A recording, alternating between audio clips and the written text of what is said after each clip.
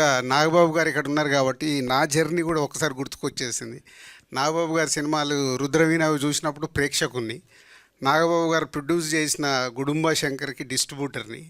ఈరోజు నిహారిక ప్రొడ్యూసర్ సినిమాకు నన్ను ఇలా పిలవడం చాలా హ్యాపీ అమ్మ. ఎక్కడో స్టార్ట్ అయిన జర్నీ నాన్నగారితో ఇలా నేను ఫిలిం ఇండస్ట్రీలోకి వచ్చిన తర్వాత ఈరోజే గేమ్ చేంజర్ సాంగ్ లాంచింగ్ ఉంది. సో ఈ కొనుదలకు నాకు ఎక్కడో అన్నీ ఈరోజు ఈవెంట్ జరుగుతున్నాయి. సో ఎనీహౌ కమిటీ కుర్రాళ్ళు ముందు ప్రొడ్యూసర్స్ ఫనీ అండ్ నిహారిక గారికి కంగ్రాచులేషన్స్. ఎందుకు ముందు ప్రొడ్యూసర్స్ దగ్గరికి వెళ్ళి స్టార్ట్ చేస్తున్నానంటే, ఇలాంటి సినిమా తీయాలంటే కొత్త దర్శకులు వస్తారు, నరేషన్ ఇస్తారు.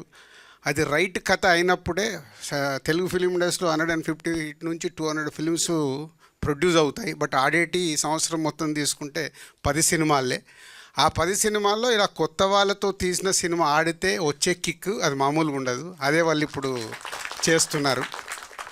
అంటే డైరెక్టర్ ఇండైరెక్ట్ కొత్త సినిమా ఆడినప్పుడు ఈ సినిమాలో యాక్ట్ చేసిన మీ అందరికీ ఫ్యూచర్ ఉంటుంది, అలాగే డైరెక్టర్కి ఫ్యూచర్ ఉంటుంది, టెక్నీషియన్స్కి ఫ్యూచర్ ఉంటుంది.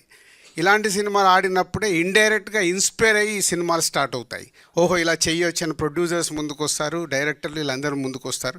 ఇలాంటి సినిమాలు ఆడినప్పుడే ఫిలిం ఇండస్ట్రీ గ్రోత్ పెరుగుతూ ఉంటుంది, అంటే కొత్త తరం వస్తూ ఉంటారు, ఇలా జరుగుతూ ఉంటుంది. దానికి వేణు ఇస్ ఎ కంగ్రాచులేషన్స్.